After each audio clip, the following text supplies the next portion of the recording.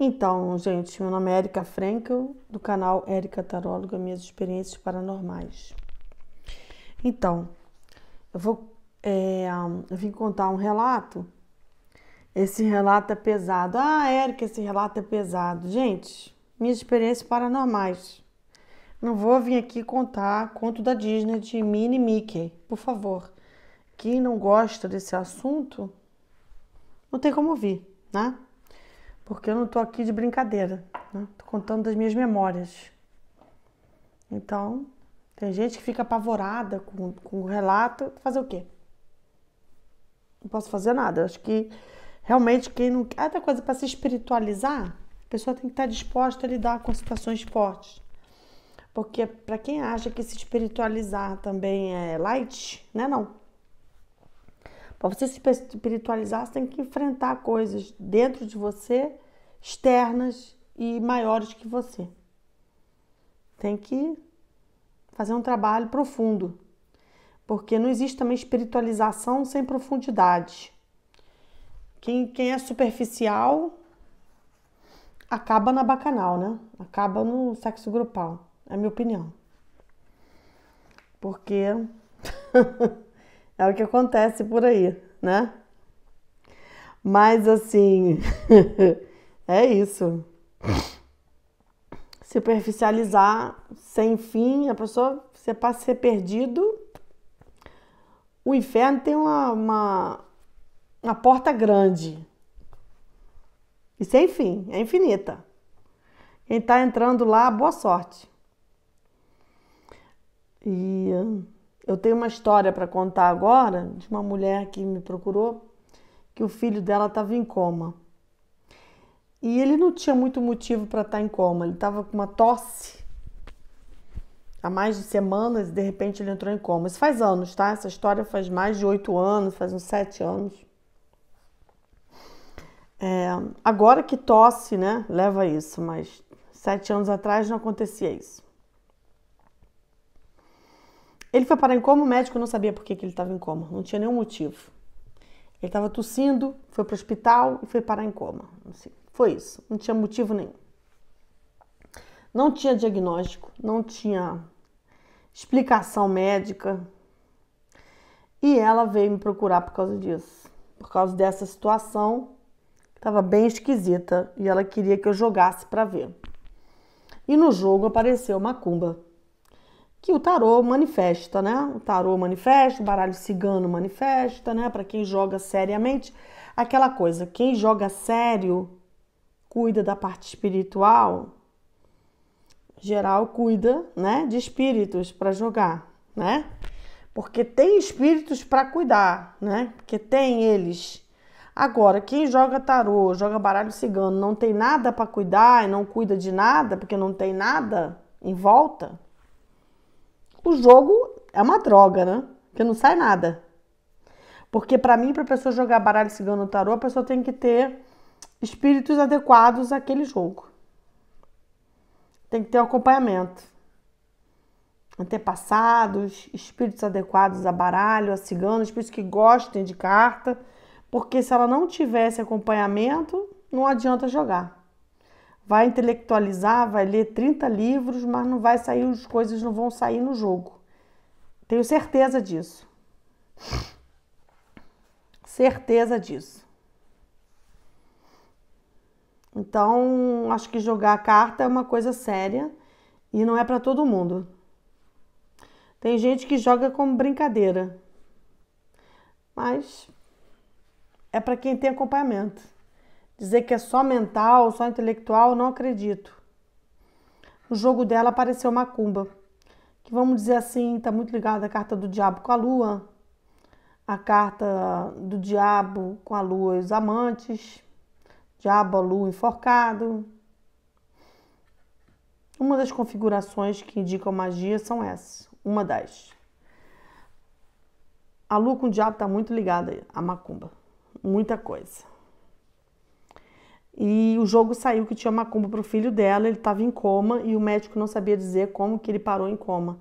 Não tinha explicação para isso, tá? E ela estava desconfiada que era um problema espiritual sério e eu vi que tinha sido feito isso na família dela, porque tinha uma briga lá da própria família, ligada a inventário, a disputa lá de herança, e foi uma banda lá da família ligada a ela que estava disputando uma herança ligada a terras, são a terras, e que estavam querendo derrubar o filho dela para ser menos um lá na partilha. Foi para isso que derrubaram ele, por causa de dinheiro, por causa de herança, por causa de família. Foi um grupo lá da família. E eu fui tentar intervir para ajudar, para tirar ele, né? Para tirar ele dessa situação. Não vou comentar exatamente o que eu fiz, porque também isso, gente, desculpa, mas não dá para comentar. Eu quero comentar da experiência toda que eu tive. Tem coisas que a gente não fala, né? Eu só posso dizer, assim, dentro da experiência, que eu acho importante comentar, que apareceu um espírito lá, muito pesado, desses violentos, bem violentos, que não era demônio, nem diabo, nada disso, era outra coisa. Outra coisa. Para quem acha que do outro lado só tem morto e diabo, meus pêsames, porque não tem. Então, não tem mesmo, tem muito mais do que isso. Muita gente não sabe de nada. Acha que tudo é morto e diabo. E tem gente que acha que o diabo não existe, que é pior ainda. Pior ainda.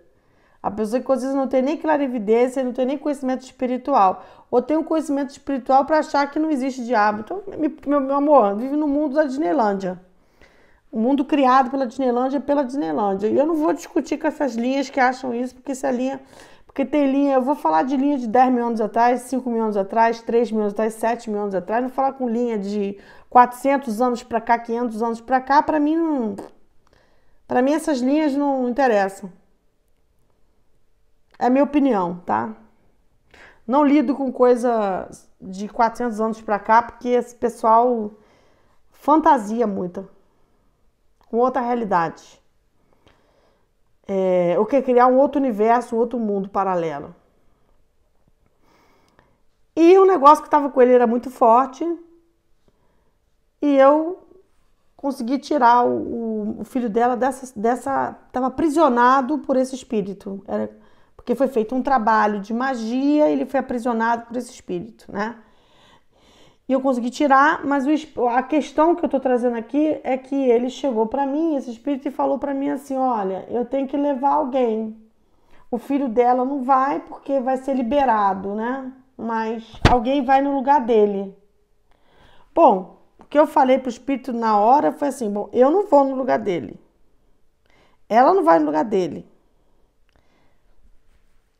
Então vai ser outra pessoa, porque alguém vai no lugar dele e não aceita. Ele é liberado, mas alguém vai no lugar dele. Foi bem claro isso.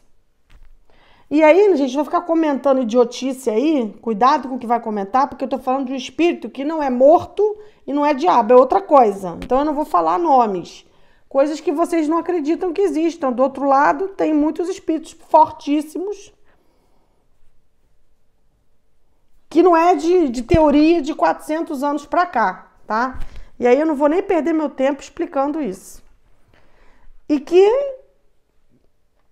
ele falou que ia levar alguém no lugar dele, mas que ele ia ser liberado. E o que a mulher queria é que o filho dela fosse liberado.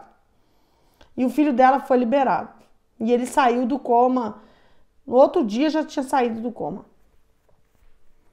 Só que aconteceu? Eu falei para ela sobre isso, que alguém ia no lugar dele, e ela ficou assustada. Eu falei: meu amor, você não tá de brincadeira, você vem tirar uma coisa, aguenta as consequências, porque eu tô te falando que alguém vai no lugar dele, e é isso.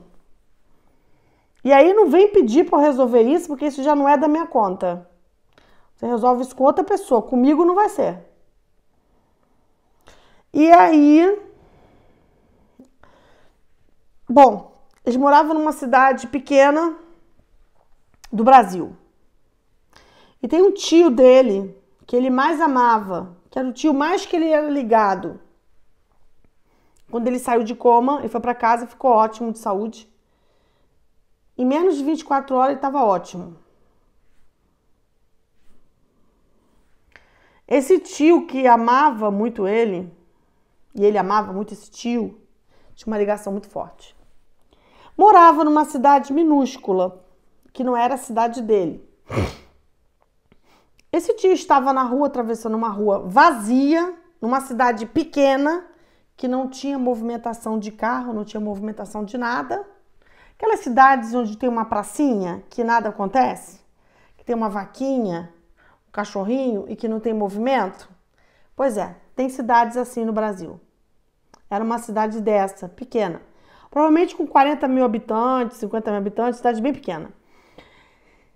E não tinha movimento na rua, uma cidade que tinha poucas ruas, pouco movimento, o centro era quase, sabe, uma coisa pequena. Eu acho que é aquela cidade que nem ônibus existe. Se tem um ônibus, passa de 2 em 2 horas, sabe aquela coisa? E esse tio foi atropelado por um carro preto, totalmente fumê, que não dava para identificar a placa, e o carro veio a alta velocidade, numa cidade que não tinha movimento nenhum. E o tio foi atravessar a rua numa rua vazia e apareceu um carro em alta velocidade, atropelou o tio dele, todo mundo que estava ali viu, umas 7, 8 pessoas. O carro não deu para identificar a placa, era todo esfumaçado, não dava para ver quem estava dentro. E o carro desapareceu no meio da cidade. Desapareceu. E ele veio em alta velocidade. E o que a mulher veio falar para mim disso é que a cidade era muito pequena, não tinha carro em alta velocidade numa cidade pequena, um carro preto todo fumê,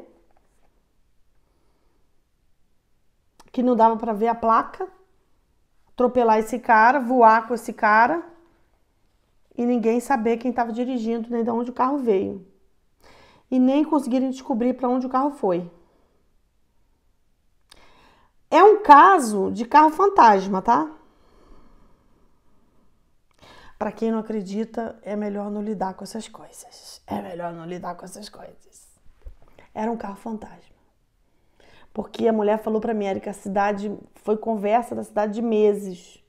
Ninguém conseguia saber de onde aquele carro veio e de onde ele estava indo. Era um carro que não tinha nada a ver com a cidade. Um carro grande, imenso, preto, um carro quase que de um tamanho imenso, assim, antigo. Não dava para nunca não existe um carro assim naquela cidade. Ninguém identificou aquele carro e não tinha motivo que naquela rua não existe carro que passe nem 100 km por hora, porque é muito parada a cidade. E ele veio em alta velocidade e o pessoal ele não viu de onde apareceu o carro. É como se tivesse aparecido do nada o carro. Então, isso foi uma coisa muito esquisita. E foi depois que eu avisei para ela que o espírito me avisou que alguém ia no lugar dele. O tio dele foi atropelado 2 dias depois que eu avisei para ela. Ele voltou para casa e 2 dias depois o tio foi atropelado. E foi nessas circunstâncias que o tio dele morreu. Circunstâncias extremamente estranhas e esquisitas. E eu nunca esqueci dessa história. Primeira coisa, me assustou ele falar que tem que levar alguém porque já estava tudo preparado. Ou seja, foi um trabalho de magia negra, de macumba. E os trabalhos de macumba mais pesados que eu já vi são do candomblé e da quimbanda. Já vi coisas de ciganos também. Ciganos também têm trabalhos pesadíssimos. Muito pesados. Fora disso, tem simpatias que as pessoas fazem que podem ser coisas ridículas. Mas que dependendo de quem faz, pode ter algum tipo de força. O que eu digo para vocês. Tem pessoas que têm força para praguejar. Tem pessoas que têm força com olho gordo, tem um olho gordo e aquilo é forte. Que não precisa nem fazer um trabalho, porque o olho da pessoa é tão gordo que já atrapalha o outro. E tem pessoas que quando vão fazer simpatias podem ter mais força que outras. Agora, tem pessoas que têm capacidade de fazer magia pesada porque são pais de santo. São essas pessoas que podem fazer esse trabalho.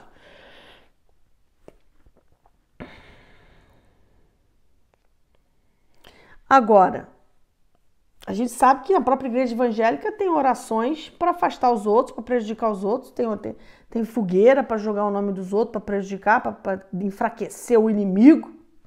Orações para enfraquecer o inimigo, que também são coisas pesadas. Então, eu só estou querendo dizer o seguinte, que o trabalho que foi feito por conta de terras da família, brigas, problemas de partilha, em que se ele morresse, ele não tinha herdeiro, não tinha herdeiro. Então, eles iam derrubar o cara para pegar parte dele. Para uma guerra contra a família, uma guerra de pessoas da família. O que eu já vi acontecer várias vezes. Já vi isso várias vezes. Duas coisas perigosas na vida, né? Quando o assunto é dinheiro, o bicho pega para algumas pessoas. E as pessoas são capazes de tudo, até de matar. Outro assunto é mulher, né? Quando o assunto é sexo, afeto, marido ou esposa ou amante, coisas de mulher. Tem gente capaz de matar e de fazer qualquer coisa por conta de posse de uma pessoa. São duas coisas pesadas. Terceira coisa é vingança, né? Ódio. Que são coisas humanas, gente. Não adianta a gente falar aqui, blá, blá, blá, porque as coisas acontecem. Faz parte do ser humano, faz parte do enredo da vida de algumas pessoas. E para as pessoas não caírem nessas armadilhas, elas têm que ser muito evoluídas ou muito espiritualizadas, ou tem que se trabalhar muito. Porque o ser humano normal, a maioria cai nisso. Cai nisso e quando vê, está envolvido nesses ódios, nessas disputas de homem, disputa de mulher, disputa de dinheiro, disputa de terreno. E quando vê, um quer matar o outro. E é isso. E em vez de entregar as coisas para a justiça, para o juiz, para o advogado, tem gente que quer colocar a coisa a nível da macumba, né? Ou da bala, né? É aquele negócio, quem não vai na bala, vai na macumba, né? Tem gente que vai pra bala. Então é bem pesado. Ah, que é pesada essa história. Essa história é pesada, meu amor, mas é comum. É comum. E vocês vão ver aí pela vida. Tem muita gente que tem histórias assim. A gente só tá aqui para refletir. Agora, o que eu achei muito estranho dessa história não é uma macumba que foi feita para derrubar ele, porque isso eu tô cansada de ver. Isso eu tô cansada. O ser humano adora fazer isso.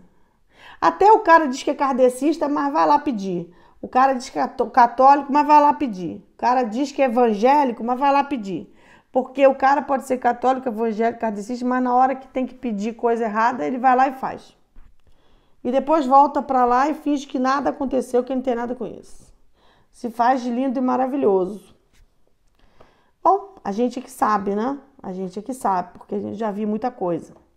Agora, o que eu achei sinistro nessa história não foi nem a macumba feita para derrubar o cara por causa de dinheiro, porque isso aí eu achei normal.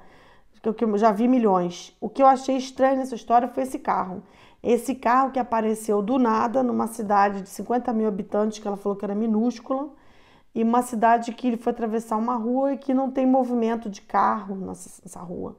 Não tem carro em altas velocidades, não tem nem movimento de carro. E que esse carro aparece em alta velocidade, um carro grande, todo esfumaçado, que não dá para ver nem a placa, ninguém está dirigindo, e ele é tão rápido, e as pessoas não sabem de onde ele veio, para onde ele foi, e pesquisaram e não encontraram para onde esse carro foi. Não teve paradeiro dele. Eu achei isso sinistro. E isso me chamou muita atenção. Eu pensei assim, gente, pode existir um carro fantasma? Porque é isso que eu achei que foi. Um carro fantasma, que aparece, atropela e desaparece. Se vocês já ouviram algum assunto sobre isso, comentem aí. Porque isso foi bem estranho. Porque o cara foi atropelado.